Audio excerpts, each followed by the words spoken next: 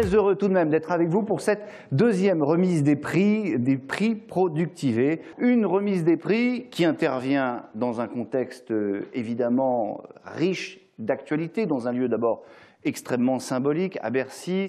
La DGE, au nom d'Emmanuel Macron, notre ministre, est heureuse de vous accueillir ce soir au Centre Pierre Mendès France, dans un lieu, vous l'avez dit, symbolique, à un moment où les grands esprits se rencontrent en quelque sorte, avec un titre qui dit bien ce qu'il cherche à dire, c'est-à-dire que l'investissement productif est insuffisant et doit être libéré, productivé, à un moment précisément où les pouvoirs publics viennent d'annoncer un certain nombre d'initiatives en la matière, avec un suramortissement que vous avez tous entendu évoquer par le Premier ministre le 8 avril, de 40%, qui permet d'avoir pour les investissements industriels à peu près 2,5 milliards d'euros d'efforts sur 5 ans. Ces mesures rejoignent le CICE et le pacte de compétitivité pour améliorer la marge des entreprises et donc faciliter cet effort d'investissement. Alors, tant les investissements privés que les investissements publics sont ciblés. Les investissements privés avec la création annoncée par le président de la République le 3 avril également d'un fonds d'investissement de 500 millions d'euros par les assureurs, outre l'accroissement de l'enveloppe de prêts de développement de BPI-France à hauteur de 2 milliards d'euros supplémentaires.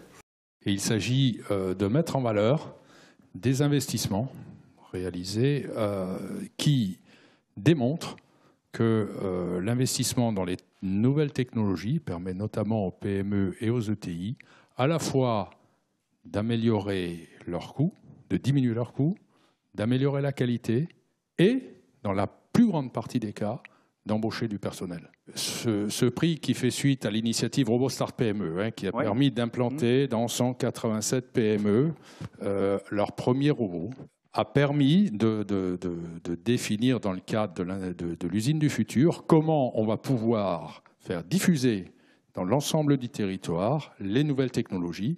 Et j'espère qu'avec RoboStart PME, le prix Productivé, nous allons arriver à mettre en place un programme encore plus ambitieux que RoboStart PME. Il est donc prévu que dans les 2 ans qui viennent, on supporte, on aide 2000 PME et ETI à investir dans de nouvelles technologies. Et la logique qu'on partage avec le CIMOP, c'est qu'effectivement, une industrie forte, c'est une industrie moderne. Et c'est ça qui génère de l'emploi. Les machines aujourd'hui, le parc machine français, il a à peu près 20 ans. Que l'amortissement et l'investissement, les courbes se sont croisées en 2005 et qu'on a un déficit de 44 milliards. Et on a des machines qui ont 20 ans qui doivent être changées. On pense effectivement que dans l'industrie du futur, la supply chain aura une place très importante. Et donc, on peut effectivement améliorer la productivité, la rentabilité des entreprises en améliorant la chaîne de production dans son ensemble. Et c'est pour ça qu'on a rejoint aussi ce prix. Enfin, aujourd'hui, apparemment les gens du service s'en sont aperçus, l'industrie retrouve une place au cœur de l'économie. L'idée de cette table ronde, c'est d'avoir un penseur, un représentant de l'administration, et puis d'être aussi dans le concret avec vous deux chefs d'entreprise. Pourquoi les entreprises françaises ont-elles pris tant de retard en matière d'automatisation, de mécanisation, d'investissement industriel finalement? Une des premières raisons, c'est sans doute l'écrasement ou au moins l'érosion des marges. Et c'est pour ça que l'investissement est un sujet clé. C'est pas juste un sujet d'actualité cette semaine. C'est la deuxième grande étape dans une stratégie d'offre, une stratégie de rétablissement de la compétitivité. Donc je pense qu'il y a un attentisme indiscutable au regard des chiffres 2013. Il y a un frémissement en 2014. Et l'enjeu sur lequel le gouvernement essaie de jouer, enfin la variable, c'est précisément les anticipations pour capitaliser sur ce frémissement pour que tout le monde se mette de la partie. C'est facile d'investir? Plus vous investissez, plus votre capacité d'investissement va augmenter. Puisque l'investissement, entre autres, n'a pas seulement pour but de gonfler votre capacité de production, mais il a également pour vocation à la fois d'augmenter la qualité de votre produit, mais surtout d'améliorer votre compétitivité. Qu'est-ce que c'est que le savoir-faire en investissement? C'est d'avoir une réflexion stratégique sur votre évolution, mais pas process, mais votre catalogue, votre produit. Tout le monde réduit l'investissement à une machine ou à un robot. mais ce n'est que la conséquence d'un produit que vous voulez promouvoir, que vous voulez vendre, que vous voulez mettre sur le marché.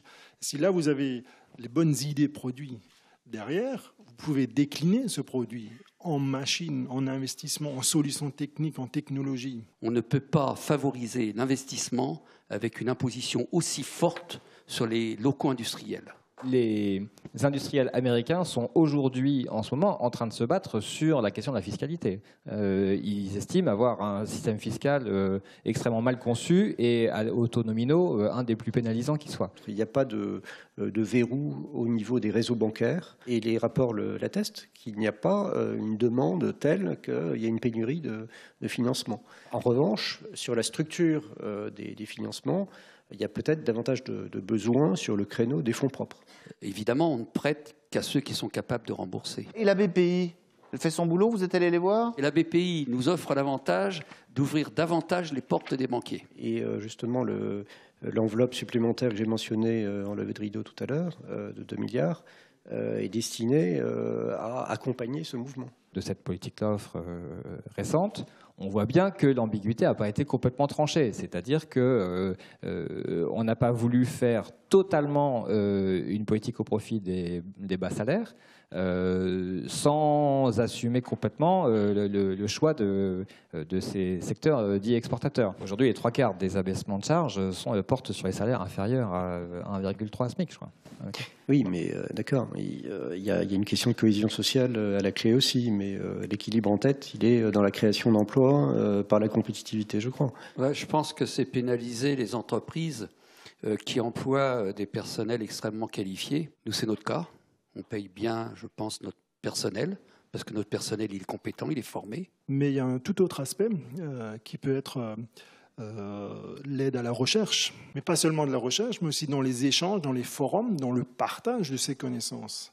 Et là, je pense qu'il peut aussi avoir un rôle d'accélérateur et de facilitateur pour l'État.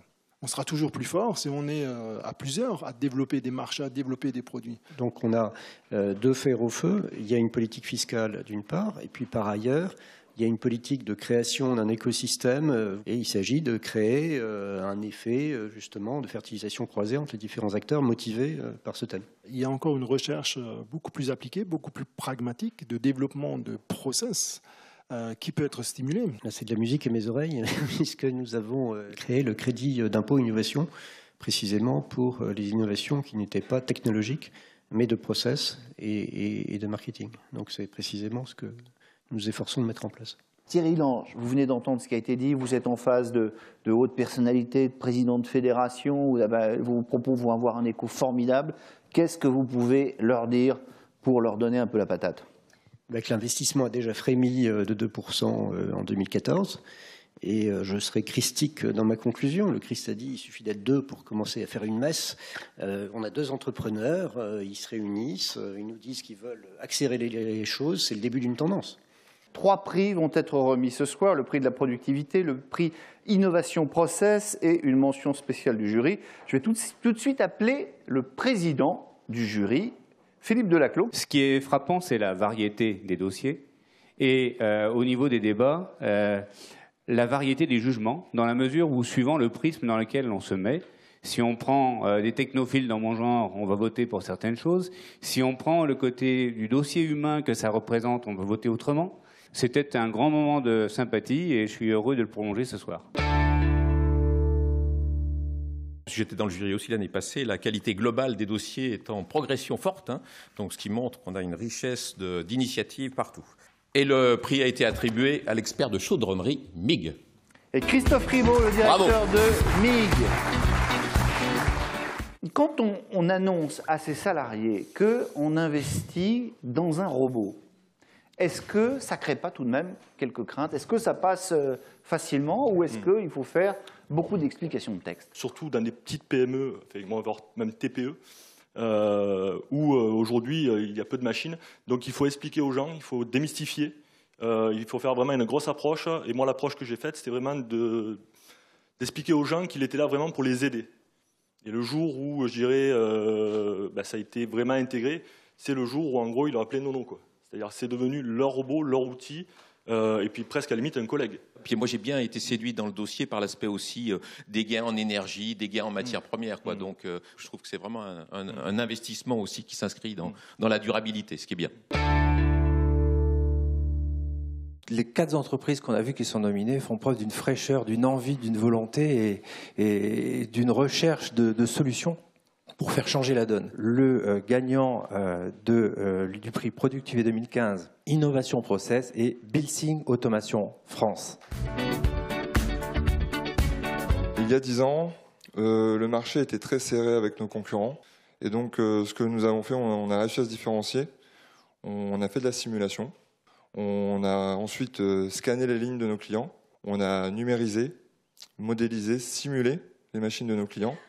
Ce qui permet maintenant à nos clients de gagner en productivité. Ils gagnent en moyenne 7 à 10% de productivité par an, tout en gardant la qualité également, puisque même si on produit plus vite, il faut savoir gagner en qualité, ou en tout cas garder le même niveau de qualité. Et on a su surtout exporter ce service, mais la priorité, c'est l'investissement pour justement pouvoir se développer, pour pouvoir embaucher et pour pouvoir offrir une qualité de service à nos clients. Bon, bravo pour ce prix, parce que c'est un exemple illustré. Pour ceux qui penseraient que l'usine du futur numérique, c'est du marketing, ben ça n'est pas du marketing et c'est plébiscité. La mention spéciale du jury, et c'est un immense plaisir de rappeler à cette tribune Philippe Delaclos, le directeur général du CETIM.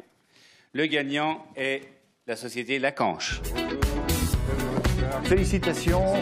Nous sommes allés tester et valider nos produits sur les machines d'exposition pour pouvoir faire des films, présenter aux opérateurs, présenter aux chefs d'atelier les moyens qu'on allait mettre en place dans l'atelier. La volonté est résolument de se tourner vers l'avenir et de faire évoluer l'outil de production. La société Lacanche se trouve au croisement de 2 initiatives.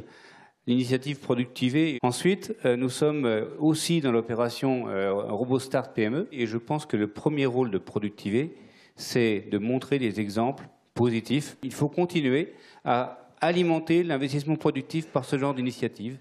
Un petit mot de conclusion peut-être, alors avec un débat qui a été sportif mais correct. Ils vous ont quand même bien expliqué que la vie n'était pas rose. Mais ils sont dynamiques, ils sont positifs, ils ont envie d'avancer, ils ont des projets et ils les réalisent. Donc ça, je pense que c'est important. Je reviens toujours à notre association Industrie du Futur, mais il y aura 2 éléments majeurs en termes de financement. Les régions, l'association des régions de France, qui va s'investir pleinement pour le financement, et derrière un soutien de la BPI. Et le but de cette association, ça sera vraiment de travailler avec la BPI main dans la main pour fluidifier les dossiers et amener cet investissement aux 2000 entreprises.